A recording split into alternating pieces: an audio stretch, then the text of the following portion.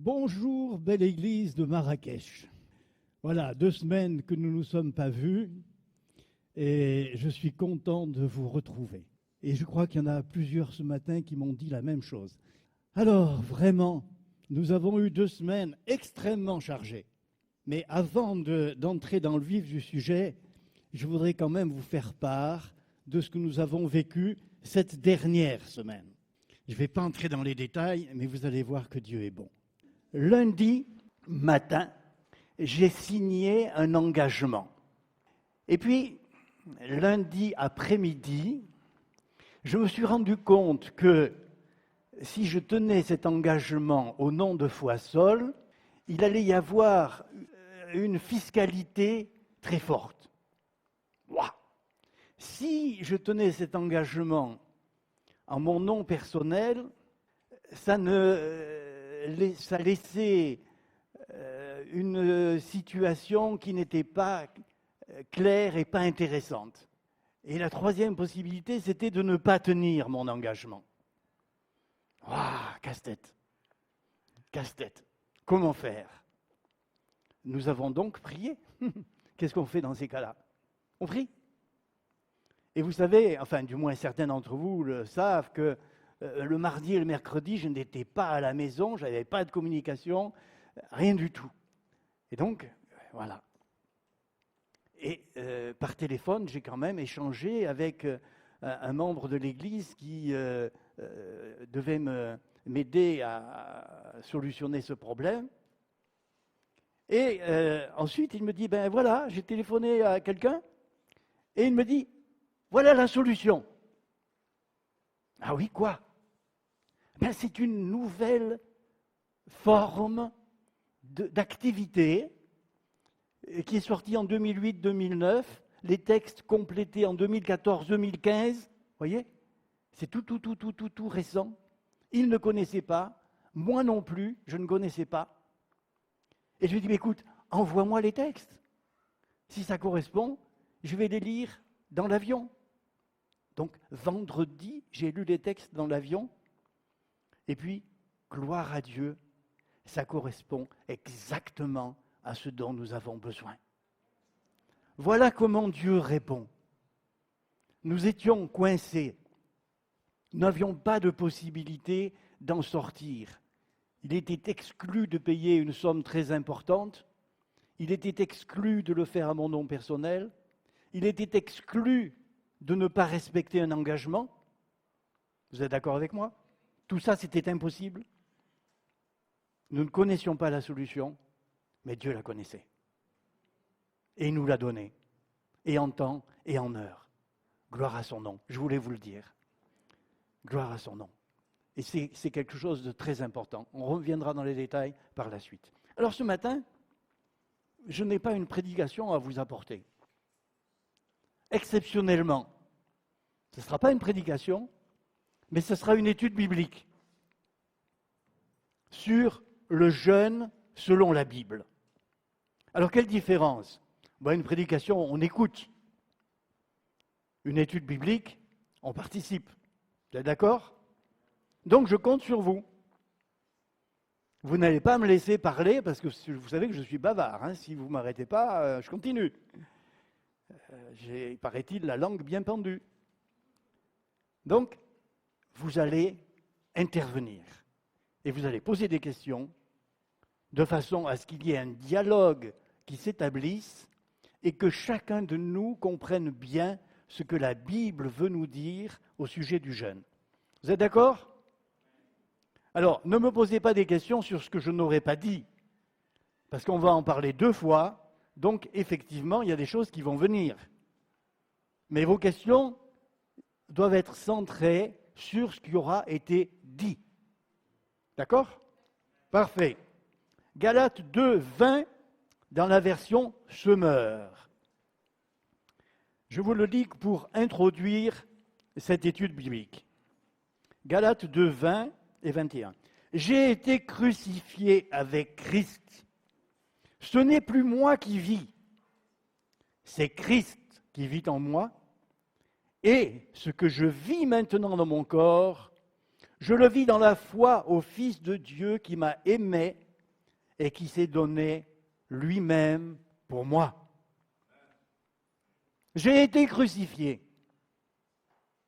C'est une réalité. Mais dans cette réalité, nous avons 3 ennemis. Lesquels? La chair, le monde, le diable. 3 ennemis. Et ces 3 ennemis, Jésus-Christ les a vaincus. Totalement vaincus. Vous êtes d'accord? Amen. En conséquence, le degré de victoire sur ces 3 ennemis détermine la grandeur de la place de Christ dans nos vies. Si nous sommes réellement vainqueurs, si nous vivons la victoire, alors nous démontrons que Christ a beaucoup de place. Et ce qui serait souhaitable, c'est que nous puissions dire Jésus a toute la place. Et c'est en fonction de cette place que Jésus occupe dans nos vies que nous manifestons vraiment sa victoire.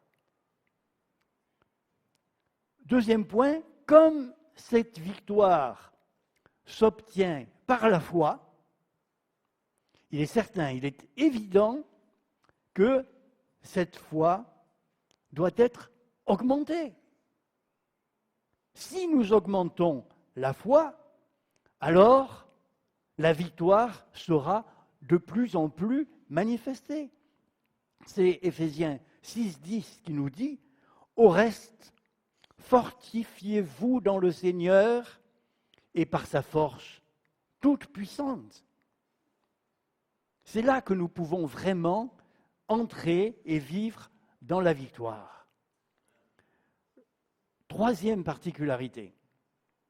La méthode la plus forte pour augmenter notre foi, c'est le jeûne avec la prière. La prière avec le jeûne avec la prière. Parce que l'un ne va pas sans l'autre. Il ne peut pas y avoir un jeûne sans prière. Sinon, ce n'est pas un jeûne spirituel. C'est une privation de nourriture, c'est pour perdre du poids, c'est pour tout ce que vous voudrez, mais ce n'est pas un jeûne spirituel. Lorsqu'il s'agit d'un jeûne spirituel, il y a forcément l'accompagnement de la prière. Vous me suivez? Nous sommes d'accord. Bon.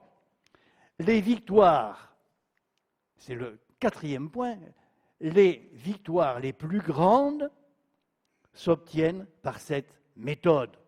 Est-ce que c'est moi qui le dis? Non. C'est Jésus qui le dit. Matthieu 17, 21. Vous savez, les disciples ne sont pas arrivés à chasser le démon. Vous connaissez ce passage? On ne peut pas lire tous les passages, hein, mais on lit juste l'essentiel. Ils ne sont pas arrivés. Qu'est-ce que leur dit Jésus? Cette sorte de démon ne sort que par la prière et par le jeûne.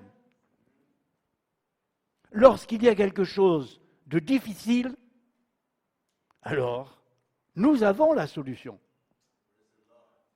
Dieu ne nous a pas laissés dans l'impossibilité de répondre et d'apporter vraiment la solution. Nous avons la solution.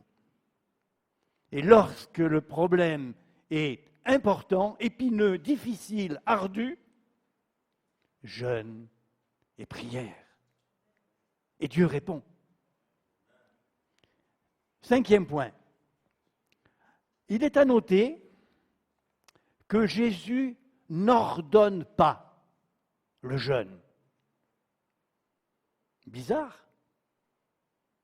Non, pas tellement bizarre. Jésus ne donne pas l'ordre. Mais il dit, il enseigne, et dans la parole on voit, il ne dit pas si vous jeûnez. Qu'est-ce qu'il dit? Quand vous jeûnez. Vous voyez la différence? Parce que le si vous inclut le fait qu'on jeûne ou on ne jeûne pas. Si. C'est une possibilité.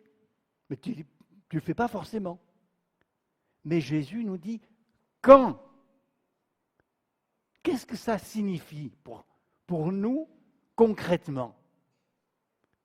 C'est qu'il considère que nous avons parfaitement compris la force qu'il y a dans le jeûne réel et qu'il va nous donner les différents jalons qui sont indispensables pour pratiquer correctement le jeûne. Vous me suivez jusque-là? Ça va? C'est clair? C'est bon? Parfait. Alors, quand vous jeûnez? Dans un point supplémentaire. Dans Matthieu 6, on ne va pas lire tout ça. Hein.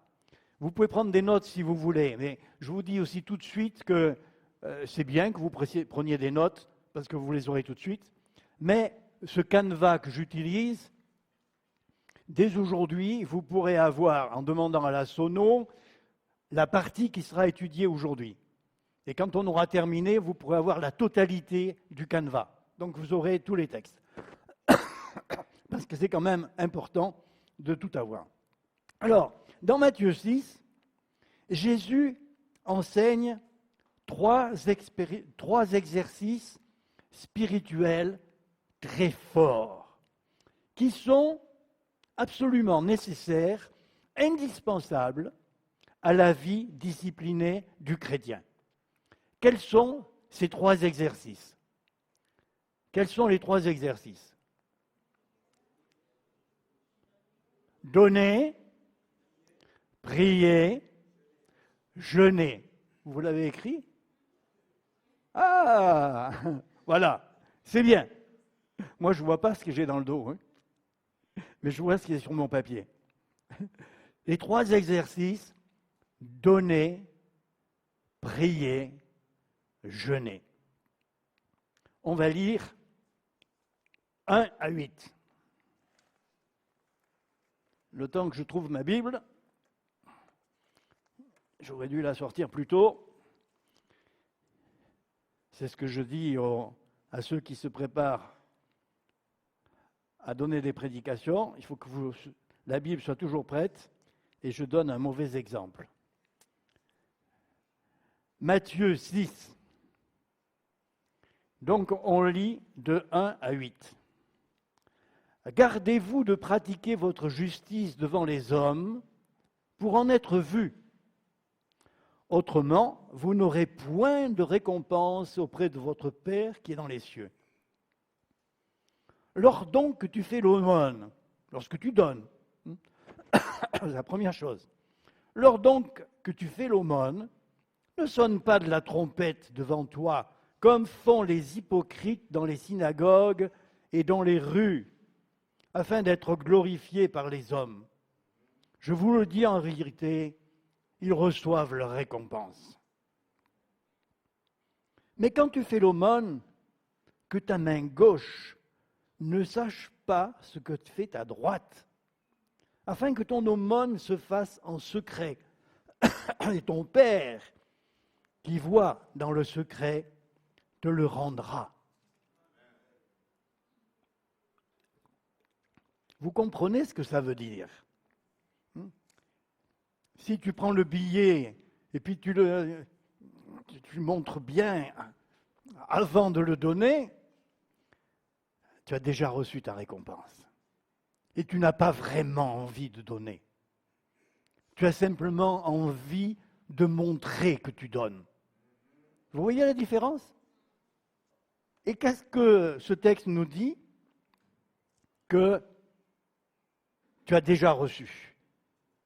5.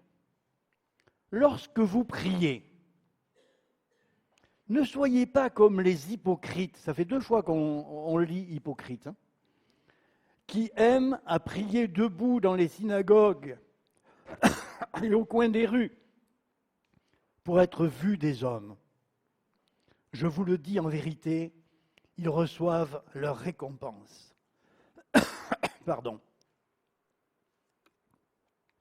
Mais quand tu pries, entre dans ta chambre, ferme ta porte et prie ton Père qui est là, dans le lieu secret. Et ton Père qui voit dans le secret te le rendra. En priant, ne multipliez pas de vaines paroles comme les païens qui s'imaginent qu'à force de paroles, ils seront exaucés. Ne leur ressemblez pas, car votre Père sait de quoi vous en avez besoin avant que vous le lui demandiez. Qu'est-ce que ce texte veut nous dire? Tout simplement que lorsque nous nous adressons à Dieu, notre cœur doit être tellement imprégné de ce que nous lui disons qu'il est complètement détaché des contingences humaines et de l'environnement. Il ne donne pas, il ne prie pas pour faire plaisir ou pour se montrer à son voisin, mais simplement parce que son cœur a vraiment envie de le réjouir son cœur de père. Et ça se fait dans la simplicité, ça se fait dans l'humilité, ça se fait même quelquefois dans le secret. Et ce ne sont pas ceux qui vont faire le plus de tapage pour faire un don qui sont forcément les meilleurs donateurs. Il y en a d'autres que vous ne voyez jamais, qui ne paraissent jamais, mais qui en fait donnent 100 fois plus. Parce qu'ils ont compris que pour être honnête avec Dieu, il faut être simple et humble. Jésus enseigne que les 3, donner, prier, jeûner, peuvent être réalisés d'une manière correcte ou incorrecte. On vient de lire là, ce qui est correct et ce qui ne l'est pas. Alors, Dieu n'a besoin de rien. Mais nous avons besoin de donner pour apprendre ce qu'est le don total de Jésus pour chacun de nous. Vous comprenez pourquoi nous avons besoin de donner? Jésus, lui, s'est donné entièrement.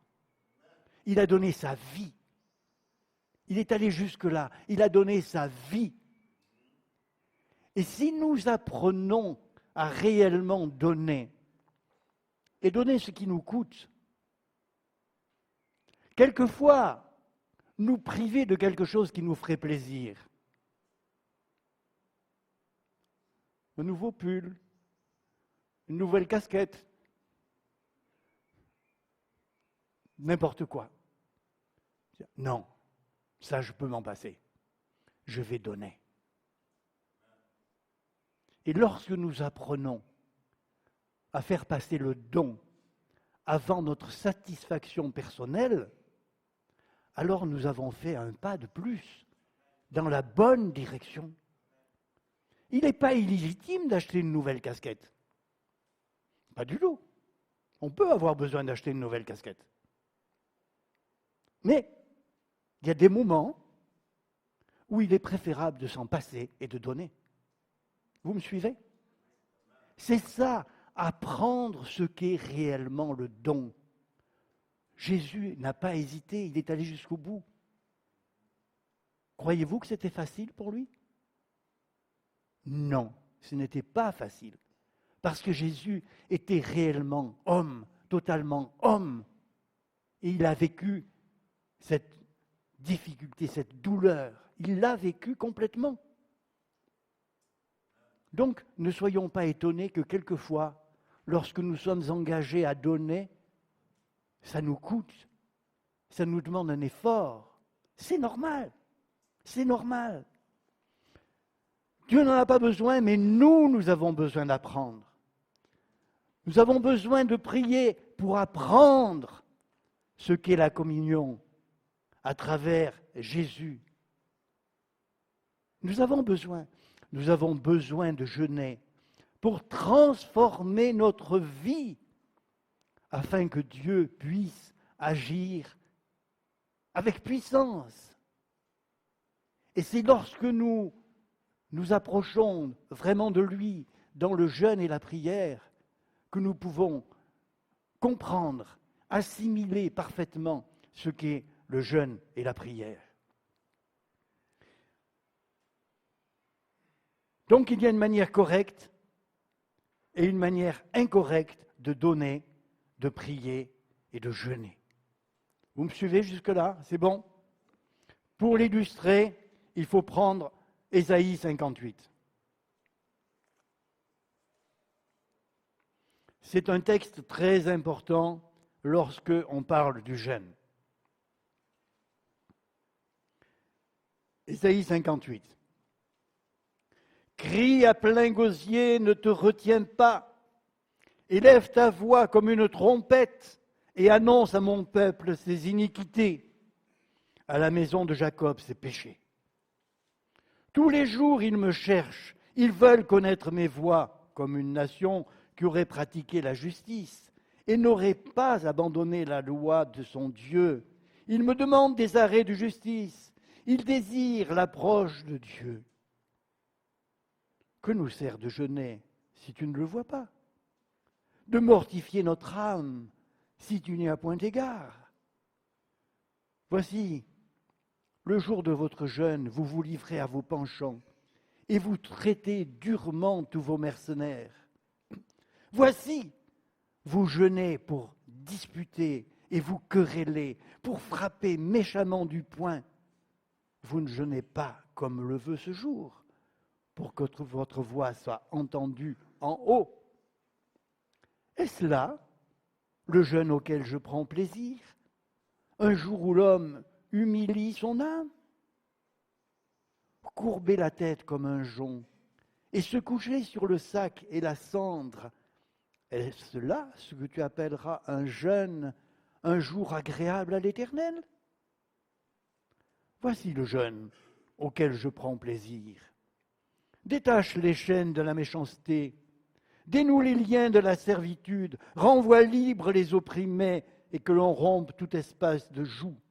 Partage ton pain avec celui qui a faim et fais entrer dans ta maison les malheureux sans asile. Si tu vois un homme nu, couvre-le et ne te détourne pas de ton semblable. Alors, ta lumière poindra comme l'aurore et ta guérison germera promptement. Ta justice marchera devant toi et la gloire de l'Éternel t'accompagnera. Alors tu appelleras et le Seigneur répondra. Tu crieras et il dira, me voici. Si tu éloignes du milieu de toi le joug, les gestes menaçants et les discours injurieux, si tu donnes ta propre subsistance à celui qui a faim, si tu rassasies l'âme indigente, ta lumière se lèvera sur l'obscurité et tes ténèbres seront comme le midi. L'Éternel sera toujours ton guide. Il rassasiera ton âme dans les lieux arides et il redonnera de la vigueur à tes membres. Tu seras comme un jardin arrosé, comme une source dont les eaux ne tarissent pas. Les tiens rebâtiront sur d'anciennes ruines. Tu élèveras des fondements antiques. On t'appellera réparateur des brèches, celui qui restaure les chemins, qui rend le pays habitable.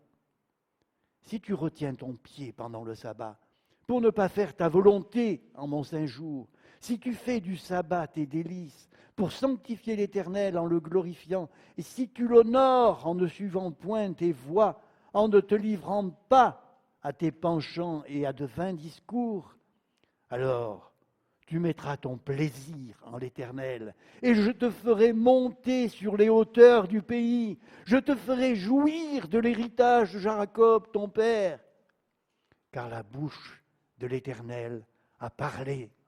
Amen. Magnifique, magnifique ce chapitre, ne trouvez-vous pas? On a là exactement ce qu'il ne faut pas faire et ce que Dieu attend de nous. C'est l'Ancien Testament. Est-ce que ce n'est plus vrai aujourd'hui? Mais bien sûr que si, c'est vrai aujourd'hui. C'est vrai à 100% aujourd'hui. Parce que Dieu, dès ce moment-là, ne souhaitait qu'une chose, le cœur. Pas les faux semblants, le cœur. Qu'attend-il de nous aujourd'hui? Le cœur. Ça n'a pas changé. Ça n'a pas changé. Dans tout ce que nous faisons, si ce ne sont que des gestes, mais que le cœur n'y est pas, ce sont des gestes inutiles, totalement inutiles. C'est ce que Jésus dit aux pharisiens en permanence. Pourquoi? Mais ils faisaient ce qu'il fallait faire. Et les pharisiens le disent. Ils paient la dîme jusque de la menthe et de la nette. Ils vont compter les feuilles de menthe, savoir s'il y en a une en trop ou en moins. Et puis, on coupe les cheveux pas en 4, ce ne serait pas assez précis. On les recoupe encore et encore et encore et encore. On fait. Mais où est le cœur? Rien. Est-ce que c'est ce que Dieu a demandé?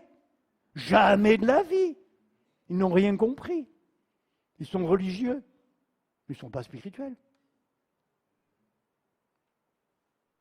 Est-ce que ce n'est pas un peu vrai pour nos églises du XXIe siècle? Est-ce que ce n'est pas vrai, quelquefois, dans nos cœurs, dans nos vies? Reste la religion quand la spiritualité a disparu? C'est vrai ou pas vrai? Vous me suivez? On peut être assis sur le banc sans même savoir pourquoi on est là. C'est l'habitude. C'est l'habitude. On fait comme ça. Mais où est le cœur? Où est le cœur? Le motif du jeûne doit être un cœur plein d'amour pour les autres. Et en particulier pour les perdus. Pour ceux qui ne connaissent pas encore le Seigneur.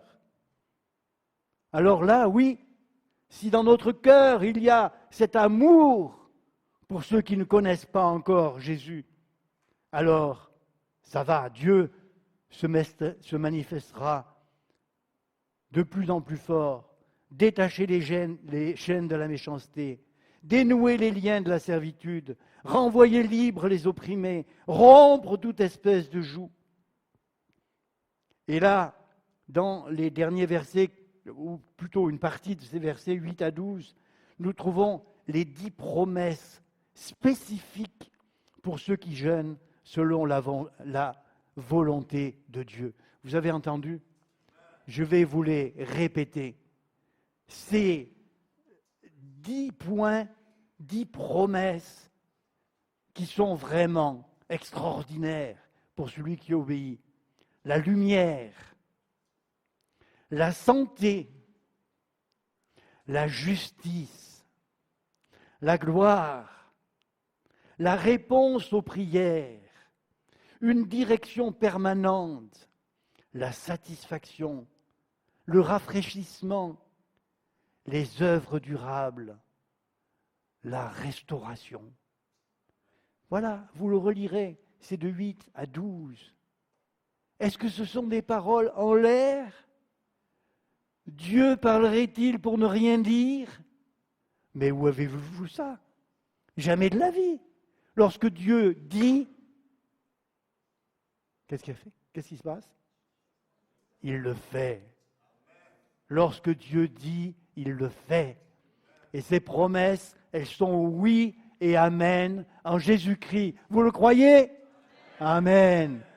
Donc, laissons-nous imprégner de ces réalités et ne passons pas à côté.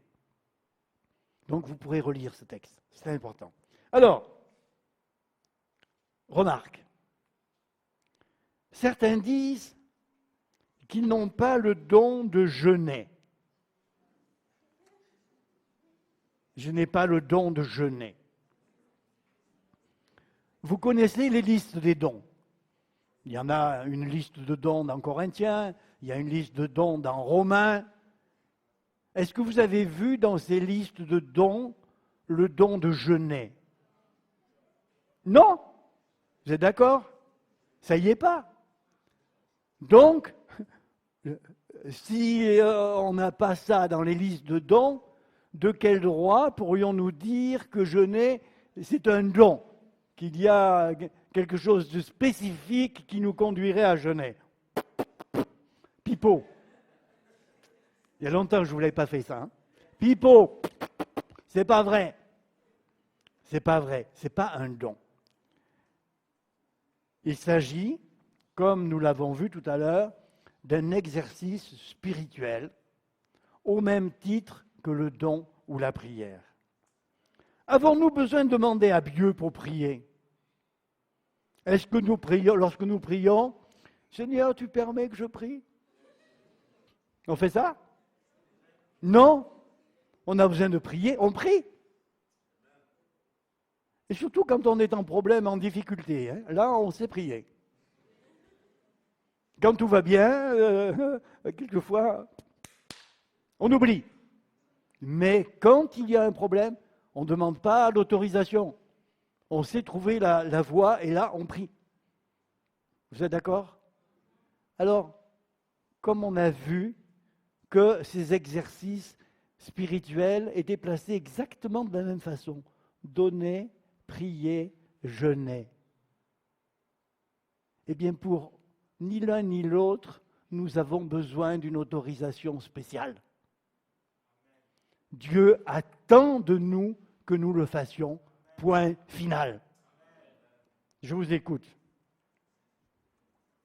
Voilà, je vous écoute. On a fait une petite partie. Est-ce que vous avez quelque chose à demander? Est-ce que vous avez quelque chose à partager? Est-ce qu'il y a quelque chose que vous n'avez pas compris? Bon, eh bien tant mieux. Puisqu'il n'y a pas de questions, c'est que tout a été clair et que tout va bien, on avance. Alors, qu'est-ce que le jeûne? Qu'est-ce que le jeûne? Vous avez bien compris que je vous ai tracé tout à l'heure tout ce qui est la base, tout ce qui est le fondement. Vous avez bien compris ça, hein? C'est tout le fondement spirituel, le fondement du cœur. Parce qu'on ne peut rien faire si on ne pose pas le bon fondement. On l'a posé, on continue. Qu'est-ce que le jeûne? Alors le jeûne biblique, c'est l'abstinence totale ou partielle des désirs charnels et naturels dans le but de consacrer du temps au développement spirituel de l'homme intérieur et l'affinement de ses sens spirituels pour les batailles de l'esprit. C'est la définition telle que je l'ai écrite là. Et parce qu'il faut être précis, hein. Quand on dit des choses, il faut être précis, savoir exactement à quoi ça correspond. Je vous le relis. Le jeûne biblique, c'est l'abstinence totale ou partielle des désirs charnels et naturels dans le but de consacrer du temps au développement spirituel de l'homme intérieur et l'affinement de ses sens spirituels pour les batailles de l'esprit. C'est très important, pour les batailles de l'esprit. Alors, il peut s'agir d'abstinence, toujours dans un but spirituel, abstinence de, 2 points, à la ligne, aliments, abstinence d'aliments, comme dans Luc 4, 2, je le lis dans second 21, il fut tenté par le diable pendant 40 jours. Il ne mangea rien durant ces jours-là, et quand cette période fut passée, il eut faim. De qui s'agit-il? Merci, votre culture biblique est extraordinaire. Vous savez même ça. C'est formidable. Oui, c'est Jésus, bien sûr. Boutade de ma part, il faut bien que je vous fasse rire un peu. Oui, c'est Jésus. Donc, il n'a pas mangé pendant 40 jours. Et au bout de 40 jours, il a eu faim. Aliments et eau. Deuxième possibilité, aliments et eau. Esther 4, 16, je le lis encore dans Second 21, va rassembler tous les Juifs qui se trouvent à Suse et jeûner pour moi. Ne mangez et ne buvez rien pendant 3 jours, ni la nuit, ni le jour. 3 jours, pas d'aliments, pas de liquide, pas d'eau. 3 jours à sec. Troisième possibilité, que l'on trouve dans la Bible également, aliments et sexe. 1 Corinthiens 7, 5.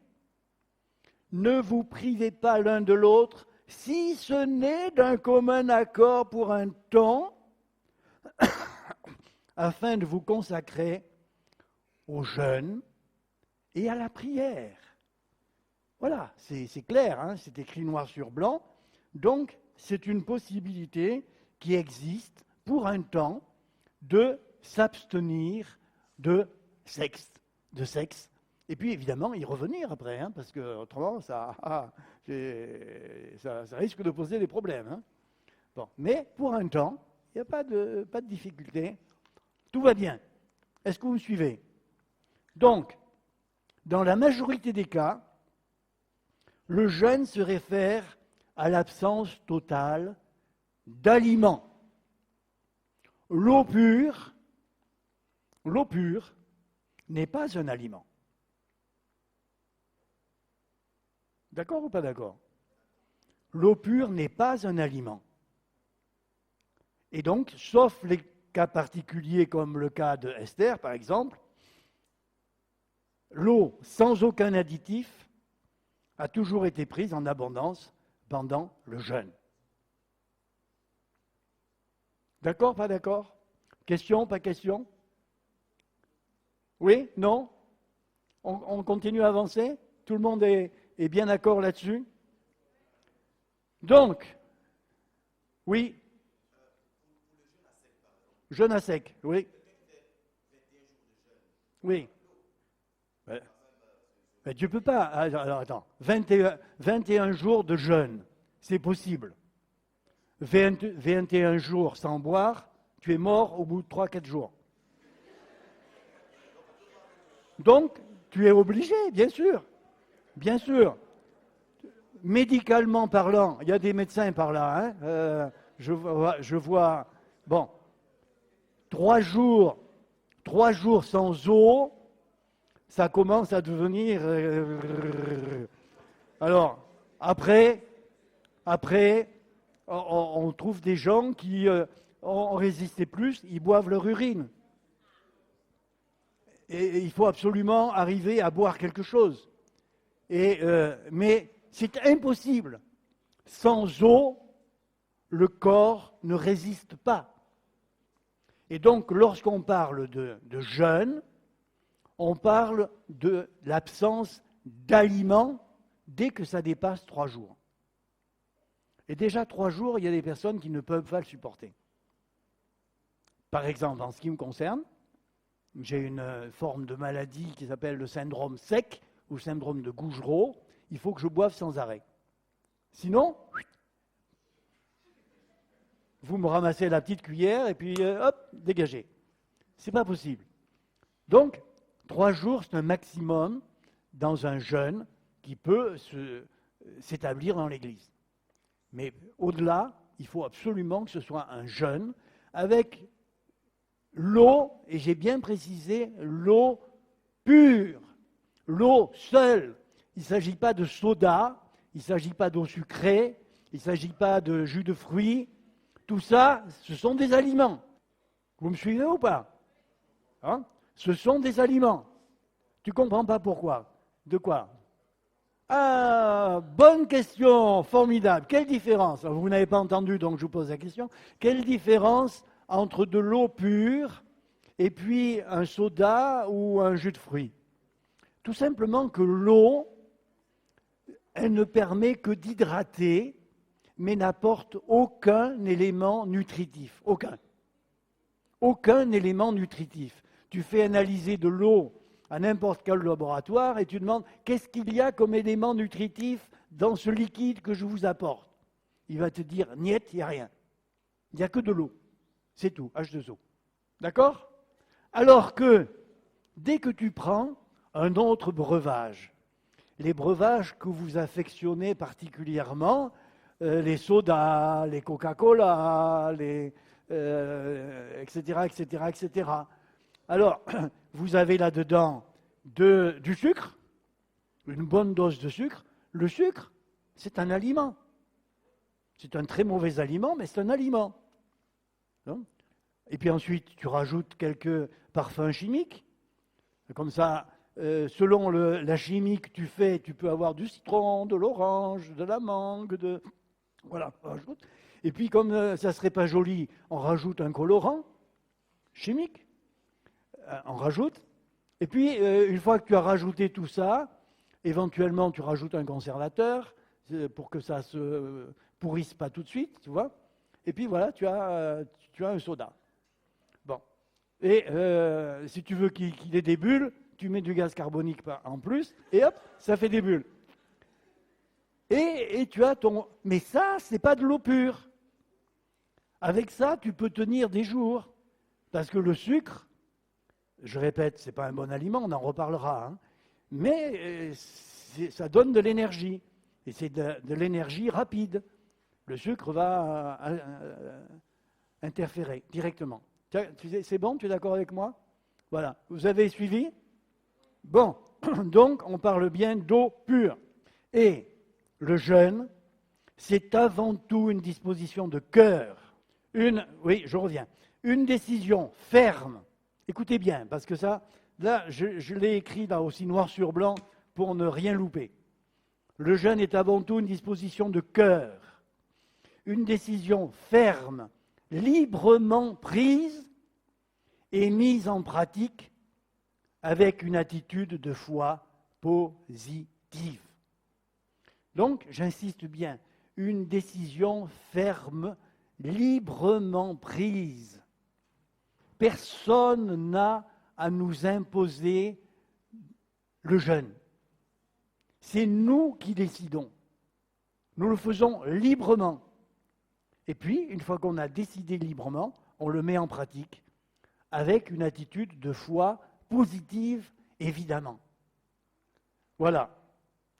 Eh bien, mon temps est écoulé. Hein. Mon temps est écoulé et je suis vraiment désolé, mais il m'en reste encore beaucoup à dire. Et j'ai deux questions. Pas tout de suite, Abdel, derrière. Oui, tu voulais dire. Alors, dans le texte qu'on a cité tout à l'heure, Jésus buvait de l'eau. Parce que sinon, il aurait eu soif. Il aurait eu soif. Et on a bien précisé que Satan vient lui proposer à manger parce qu'il a faim. Et normalement, si on ne boit pas, on a soif avant d'avoir faim. Donc, Jésus buvait de l'eau.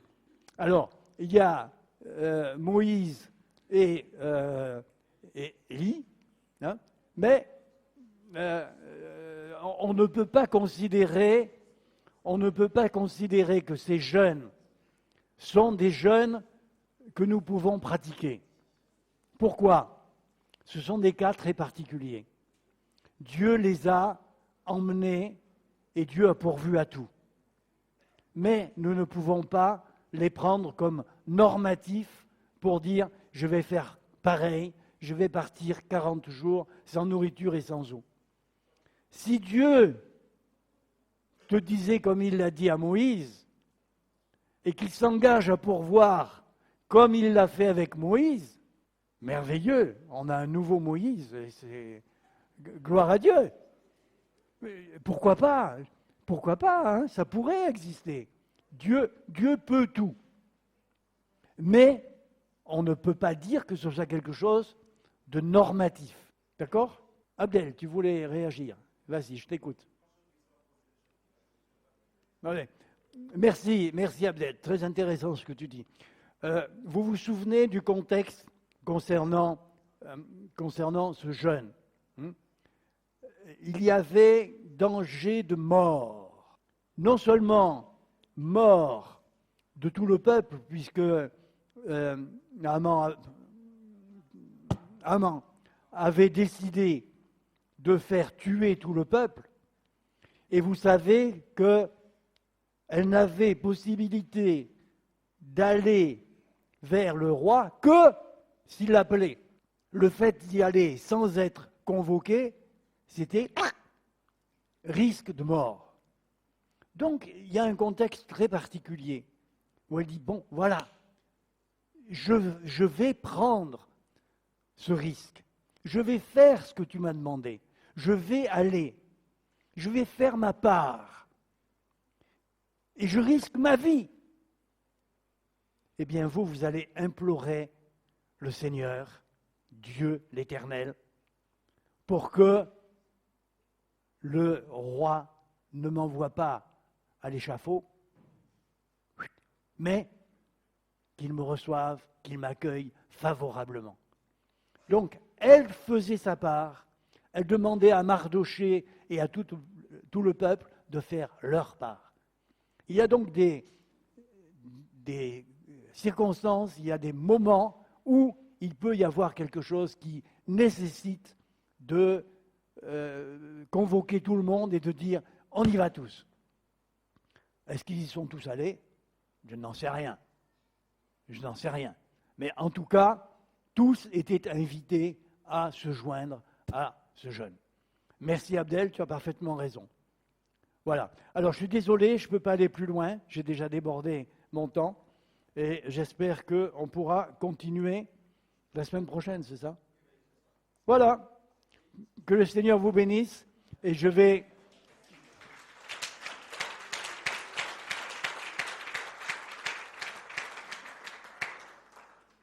Désolé Pierre, mais ce sera pour la semaine prochaine. Prions.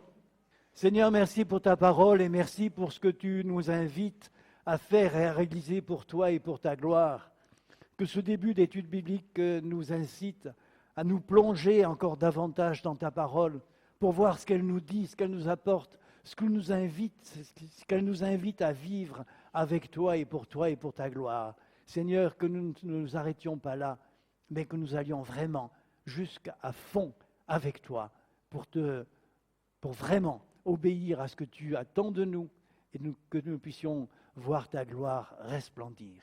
Au nom de Jésus. Amen.